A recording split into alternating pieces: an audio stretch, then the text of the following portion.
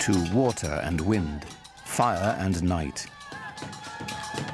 They were kept in the caravan town of Mecca, in a shrine of wood, stone, and cloth. It was called the khaba, the Arabic word for cube. Pre-Islamic Arabs worshipped a number of spirits, and they were generally nature-oriented spirits, sometimes associated with natural features like trees or rocks or springs. And the Kaaba in Mecca was one of a number of these sanctuaries centered around a particular cluster of deities.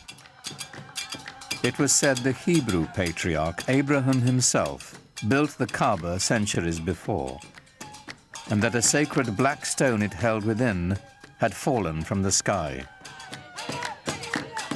In these turbulent times, the Kaaba provided a rare place of peace.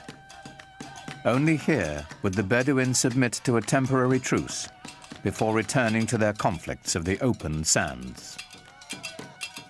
There was this one place in the middle, around the Kaaba, which was, from even pre-Islamic times, was a place of a sacred enclosure where all people had to put down their arms. And this, of course, facilitated trading because it meant that you couldn't carry on your feuds when you were doing your buying and selling. The spiritual and economic importance of the Kaaba in Mecca are pretty hard to separate as far as the pre-Islamic Arabs are concerned. The Kaaba made Mecca a vibrant center for trade. Here were found Arabian incense, exotic perfumes and Indian spices, Chinese silks and Egyptian linens. But perhaps the greatest treasure to be found at Mecca was the rich mixture of cultures.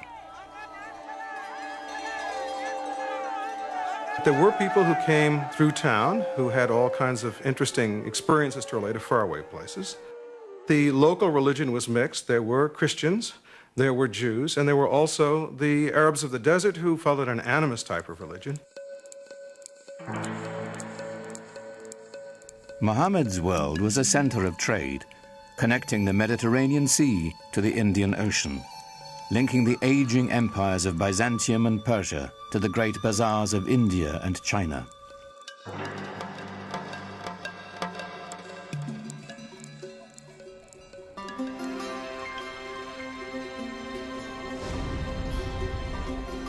Muhammad became a merchant.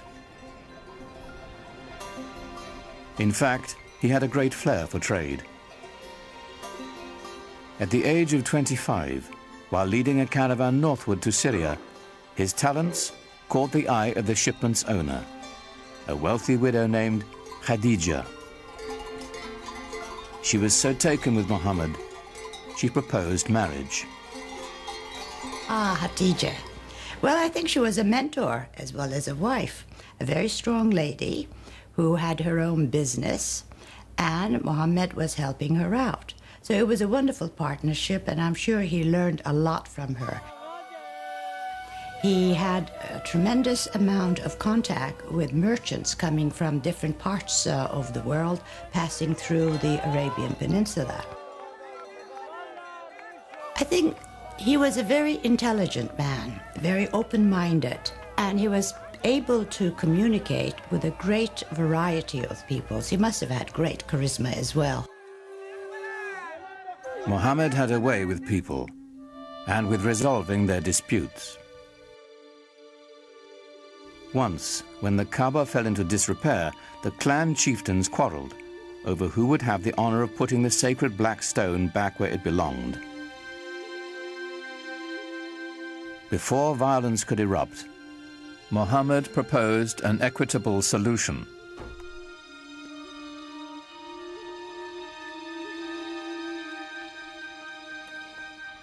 United in the effort, the four leaders shared the weight and the honor.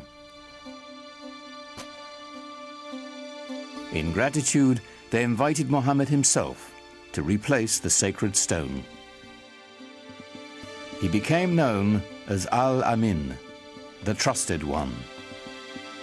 There are all kinds of indications that he was tremendously interested in religious questions, This is obviously not something that an ordinary person probably was interested in those days. He talked to sages, Arab sages. He talked to Jewish and Christian sages who lived in the area.